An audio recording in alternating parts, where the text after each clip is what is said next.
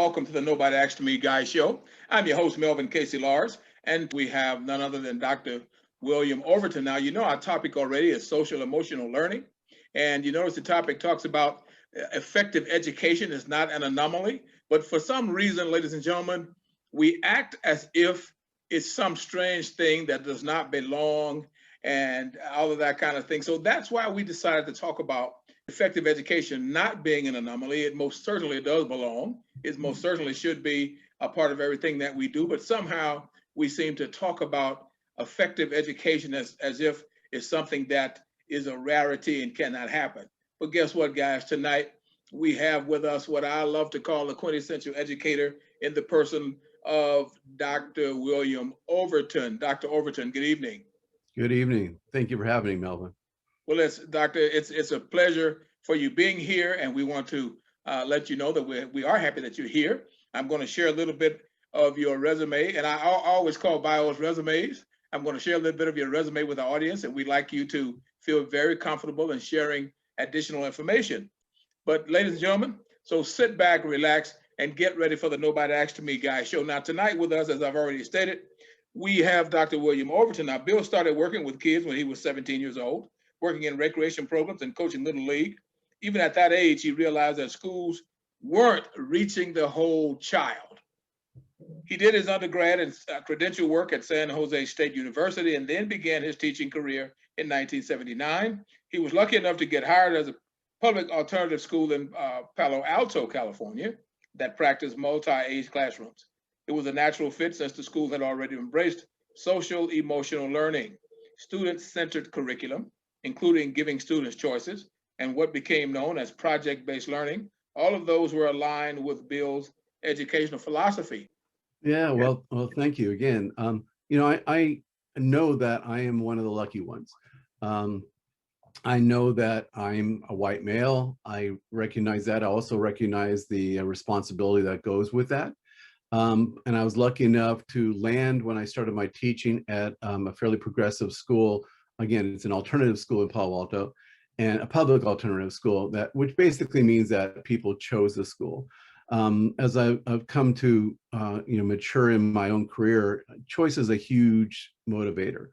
And kids, I believe, since it's elementary, are at a very early age capable of making phenomenal decisions if we think they can.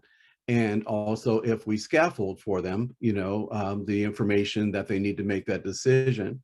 That's kind of what led me into the interest in project-based learning, is that basically, let them figure out what they need to know and then let them ask you, and then you help them with that or direct them in the right place for the resources.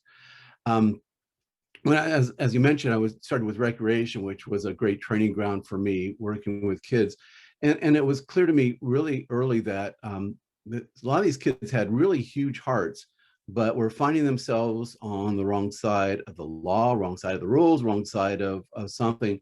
And it wasn't that they were bad, but it was really easy for them to get that label.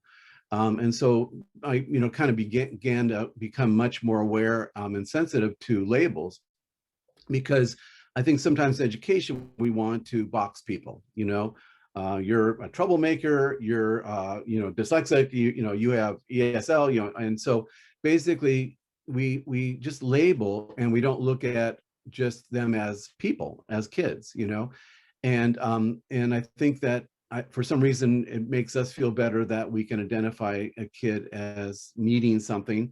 And then we plug that in with something, and we don't ever really ask, why is this person doing this? I think that I think it's called discipline with love. I don't know if that's the case or not, but for me, it's asking teachers to go beyond why this kid, for example, a troublemaker, why is he or she a troublemaker? And we need to ask that. We need to ask that question, why? Because I don't believe that anybody wants to be in trouble. I don't believe anybody wants to do less than their best effort. Nobody wants to fail. And so if we assume that, then why is this person acting this way? And I kind of got even more solid with that when I read this little booklet called Troublemakers, actually recommend it strongly. And basically this teacher who had gotten her master's from Harvard, I guess, followed 4 kids that were identified by their teachers as troublemakers and kind of followed that home and kind of got really inside these kids and found out for one kid, it was the way she was brought up. I mean, she wasn't trying to cause trouble. She wasn't trying to be outspoken and rude or like that. She was just, in this case, from her family, was more flamboyant and was more expressive. And so, you know, we need to ask as an institution, stop and ask why. Why can't this kid read? His eyes are okay, the mechanisms, the connections to his brain are okay, then why is it? And let's work towards that without stigmatizing, without labeling, without making the kid, who's very aware that he's been identified as special, you know, wrong or something, or bad or broken, and just try and deliver that personalized curriculum. So I hope that answers your question, at least to some degree. Well, actually, yes, it does. It answers it quite well. And please allow me to say to you, Dr. Overton, and well, I see our audience here, thumbs are going up already, and hearts are going out to you, is that is why we're so happy to be having this conversation with you on this Thursday evening, is because of all of the things that you have just said. Now, as we move forward, I was noting as I was looking at your bio and the other information that your specialty areas are basically K-5. I'm sure as an educator, believe me, I understand that our scope goes way beyond what we might list on paper numerically. However, we have so many individuals out in our world that talk about education as if it's some kind of elusive monster that can't be captured. Right. So as you're working with social emotional learning, will you share with us, please, one of the most difficult situations when you first enter into trying to share with parents or civic organizations or whatever to just dismiss that notion altogether? And can you kind of share with us how you go about doing that? Sure. You know, to me, it's not rocket science, but I think to some of us it is. That's unfortunate, but I think it's part of a byproduct of our society. But everything to me in our lives is about relationships. Everything. Going to the grocery store, our dentist, definitely our family. I mean, it's all about relationships. And it's really about the quality of those relationships and being able to navigate those relationships when they're not working so well.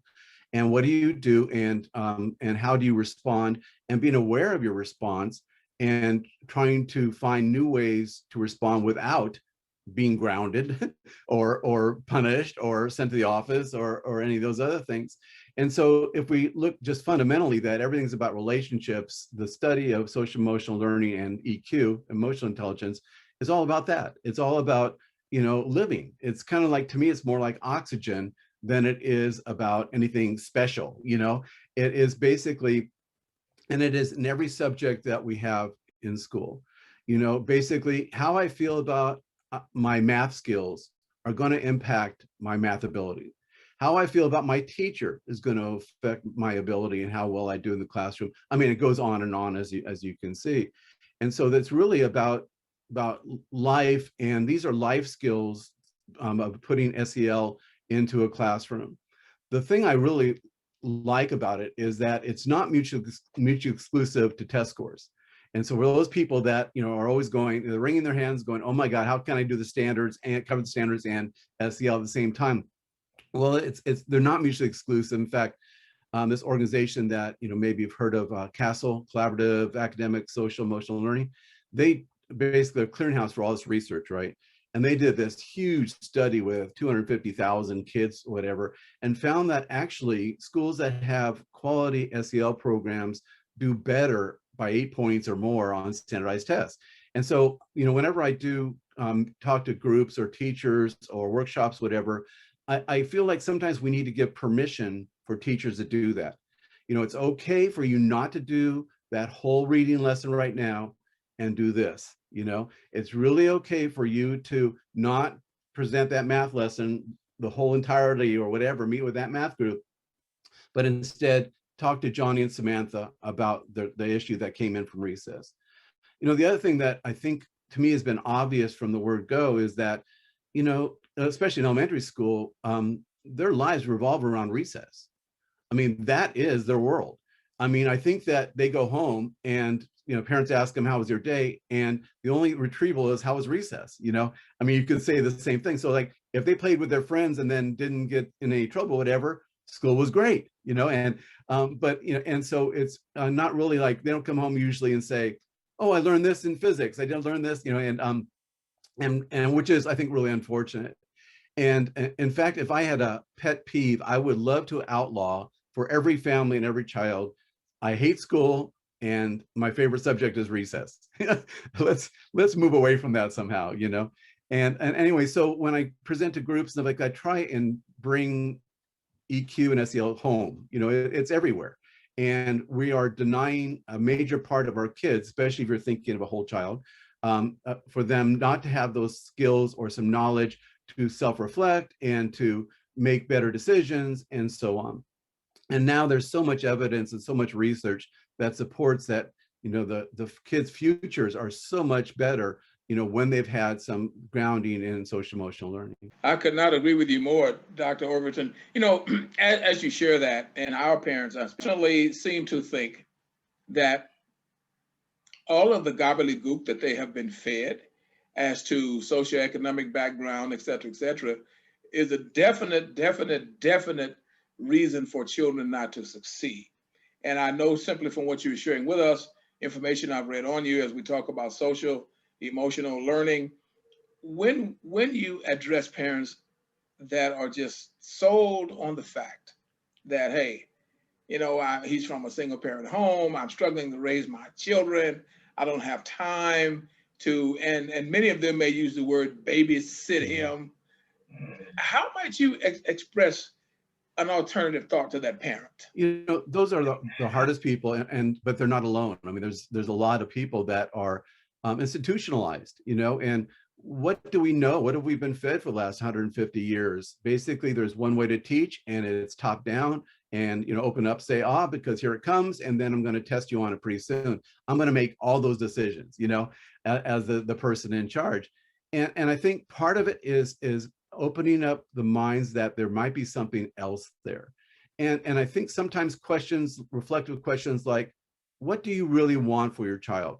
And let's not talk about necessarily, $1 million or, big house on Main Street or whatever. Let's talk about what fundamentally do you want your child to be able to be? And that is, we would like him or her to be happy. We would like them to be, maybe in a positive relationship. Maybe we would love for him or her to be able to maintain a quality job and provide. I mean, it's all these things, but it's not really. I really want him to read in the 8th grade level, and it's really it's not. And I think we go too fast and we don't stop and think, well, what do we really want for our kids? I always had a workshop one time for principals, and this guy said. This guy asked a question, what do we want our kids to be able to do? And I raised my hand because I thought I got this answer. I'm going to be really on top of it here. And I said, we want them to be happy. And they go, no. So I got totally blown out of the water by the other principals for that. But to me, it's still right, is that what do we ultimately want them to do? Why do we teach them 1 + 1 = 2? Why does everybody know that? Why do we drive that home so everybody in the world knows that? It's because we would like them to have the opportunity to be a mathematician or do well in math. Okay, so why do we do that? Well, we want, I mean, if you follow that list of why do we want them to be able to have good grades in math, it's all leads to being able to buy a house, but why that is to be happy, And so you have these opportunities. There, of course, there's no guarantee with that. But at the same time, we just want to be able to have these kids provided with the opportunities to have that option and to make that decision. And so I've had, I fairly good at success, I guess, because some of these nuts are hard to crack. And with basically bringing it home and kind of clarifying our own values, And I never had a parent say, no, I don't really care about happiness. I just want him to be able to, do long division or something, Anyway. Wow. That certainly brings back memories. And if I might segue off of that as we talk even further about this, Dr. Overton, is when we have those individuals, dare I say our colleagues, that think that social emotional learning is a waste of time, or it's a useless phenomenon, I'll call it that, and should not take up a lot of academic space.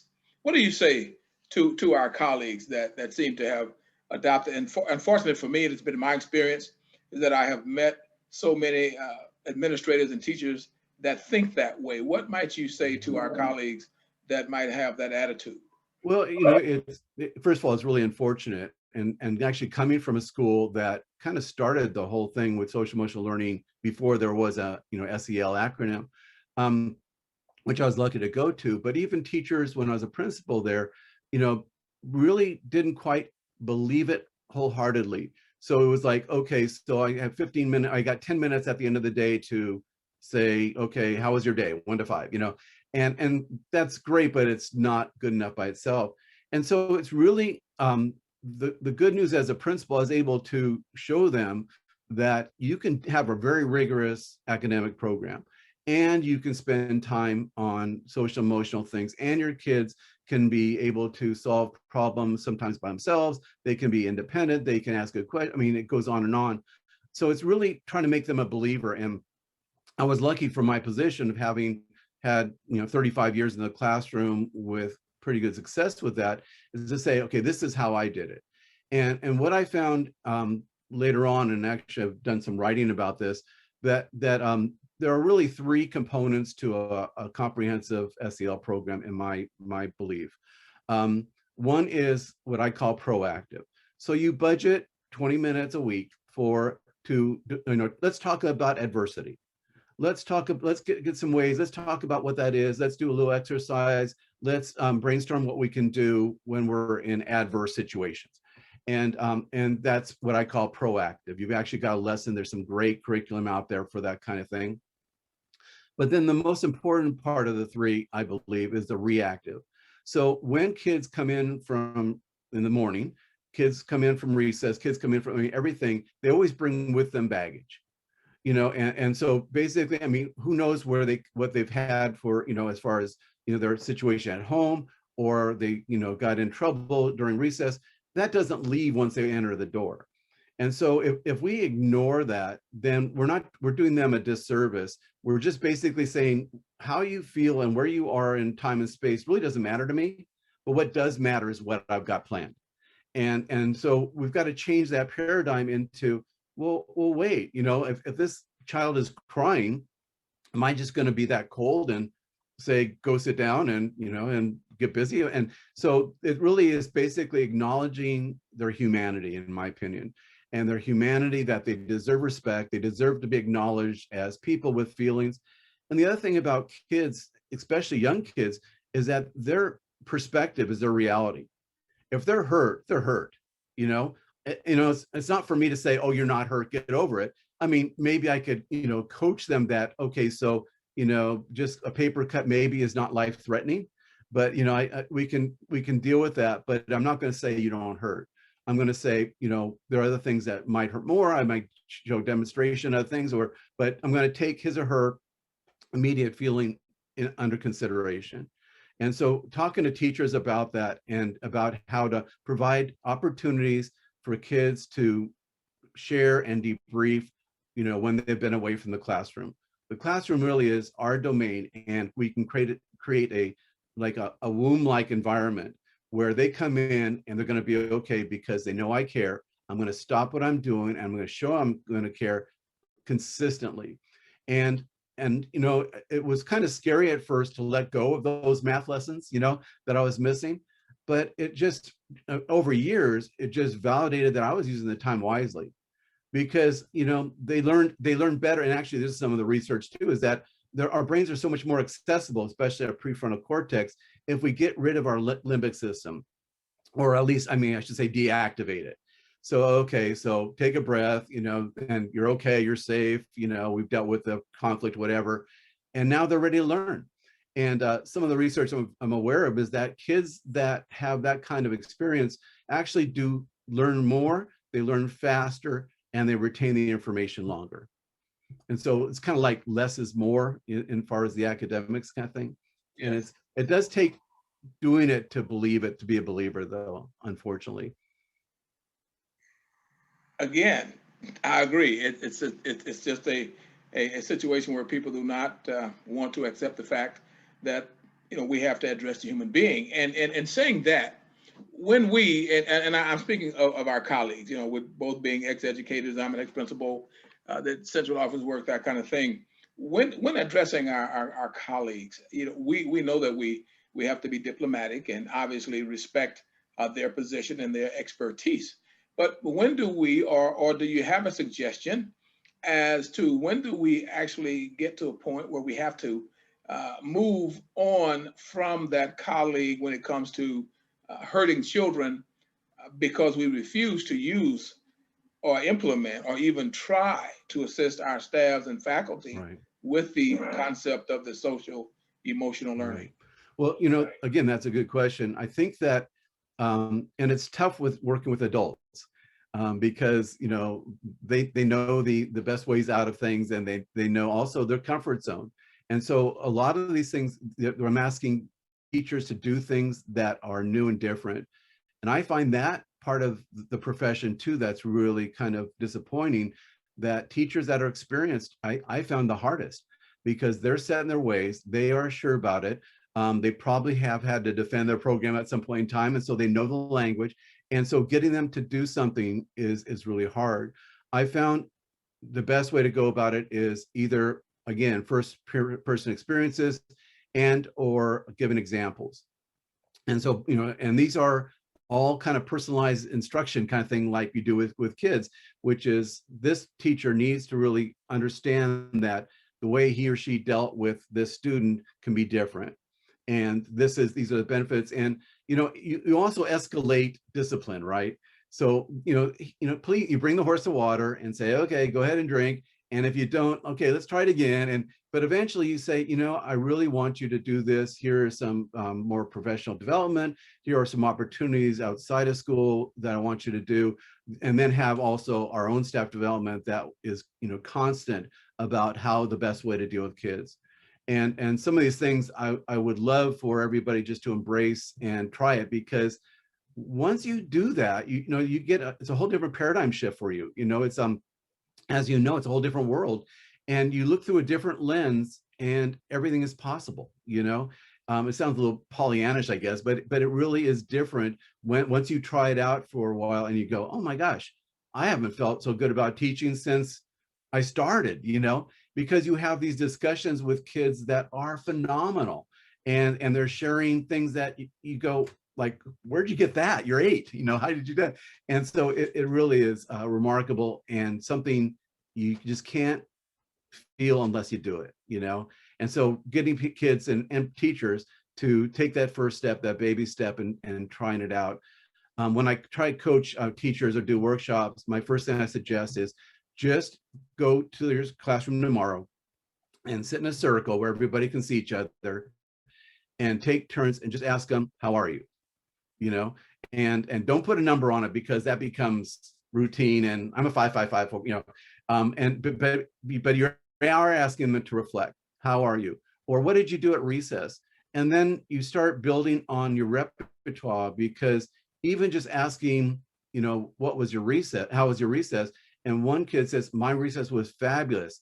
Well, great, because now that's an opportunity for the whole class to hear what they think, and you hopefully, is a good recess. So now you're doing modeling. This is what recess should be like, and you're right. Why was that so good for you? Why did you enjoy that? And so basically everybody goes out to recess, you hope, with this kind of a, vision of what recess can be like. And it just starts with, how are you? But it also has to be, let me tell you how I am, and and this is, where kids are really phenomenal. I'll tell you one story that's more a personal story, but I have a son, and he's much older now, but he was just like, I don't know, 3 or 4, and he was a rascal, and he was physical and he was active and, and really, wily, but, lovable for sure. And so basically he would get himself in these situations that, put him at risk. And, his mother and I are running around trying to keep one step ahead of him. He was the only one in the house that could open the baby locks, and, yeah. And so basically I had a really rough night with him one night. So I came into class and basically just had them do what we did once a week, which is just share anything. And so I let the whole class share. And what I was gonna do is tell them about what I was doing at 5 o'clock in the morning. And I was hoping for, oh, Bill, it's okay, and we'll be nice to you today, and all this stuff. But what ended up happening is that they erupted in laughter. I mean, it was a total paradigm shift. Instead of, poor pitiful me, wow, I mean, yeah, that is kind of funny, and that started actually a whole chain of JJ stories that came out of it. But it's just kids can help you and help each other with this. Another story, if you don't mind me telling it, was we were going doing another. This was in a first and second grade class, and this little girl, came to me and said, "Can I share last?" And I said, "Sure." So we went around and went past me, and she basically exploded in tears and saying, "My parents are getting a divorce." And I was a fairly new teacher, and it's like, okay, what do I do with that? I mean, is it time for reading? And is it, do I take the, be the human and or humane person and address it? But is it something I want to do privately or whatever? So I just did, I'm sorry, I've never had that experience before, but others of you have. What do you do? So I threw it back to 6 and 7-year-olds. And the answers they came up with were so comforting and so optimistic and so helpful to this little girl. Afterwards, we just got up and went about her day. We never heard about it again. And she basically just needed to be acknowledged that she was hurting, but also she heard from these kids that, I was bothered at first too, but then I found out I had 2 Christmases or 2 birthdays every year. I mean, so it was all made okay, something I couldn't do, and so kids are so capable if we think they are. And I just remember that story and was just so eye-opening to me and worth the experience for sure. Well, those are 2 very powerful stories. And there's a young man, Jeremy, from Denver, Colorado, and he's asking, he said, I really love what he's making a statement. He said, I really love what you're doing. And I would love to be that kind of teacher. He's a student teacher. He's not listening at school. He just says Denver, Colorado. And he's saying to us, but I'm going to defer to you because you're the expert. He's saying to us, what do you do when you believe in social emotional learning? However, the person that is your overseer, teacher, has the complete opposite belief? I mean, that's an excellent question. And I would love to say that I've never heard that before, but it is a common one. I think that one thing that is not talked about a lot in teacher education and being a teacher at all is the need for courage. And I don't think that courage has to be, okay, confront that teacher and do your own way. I think that you're in a sensitive position, so you have to be political. And anybody that says education is not political, really, I don't think knows what they're talking about. But basically, part of it is how do you navigate that yourself?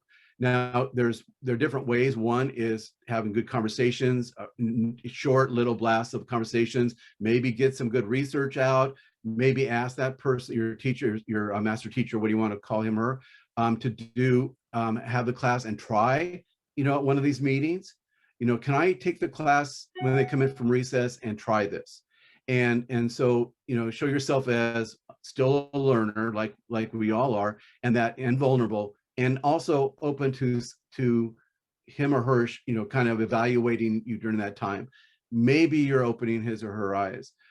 Another thing that happens is when you're at a school and your supervisor, person who evaluates you, doesn't necessarily agree with your use of time or whatever. This is another tough one because if you're not tenured, then you are kind of vulnerable again. So it's the same kind of thing is how do you navigate that and do what you're expected to do? And sometimes the environment you're in, the culture, is similar to the principals, and so then it's something you have to navigate. But at some point in time, and there are ways to do that in sensitive ways, and it's baby steps, but the effect you're having is a ripple. And so basically, if you have that teacher, that is, your supervisor, and you enlighten him or her to the possibilities, and maybe you do it twice, maybe you do it 3 times, maybe you say, I'd like to talk to the class today about adversity, and give them, at whatever age they are, that word, because I think giving kids emotional language, it's called emotional literacy, is a really good thing to do early on. And so and then basically ask your supervisor, so how did you think that went? But you're almost doing it kind of the opposite way, is that I'm showing you how that they might do this. And if he or she is watching, that person might be enlightened to what might happen in in the future with them. Same thing with the principal. The principal say, tell him or her, I'm going to do a lesson on social emotional learning right now. I'm going to do it about optimism. Will you come in and watch me? Invite them to come see you and do the meeting, and the discussion, and get kids engaged. Maybe plan a little activity that goes with optimism, or role playing, or something like that. Role playing is great. And see what he or she thinks about that.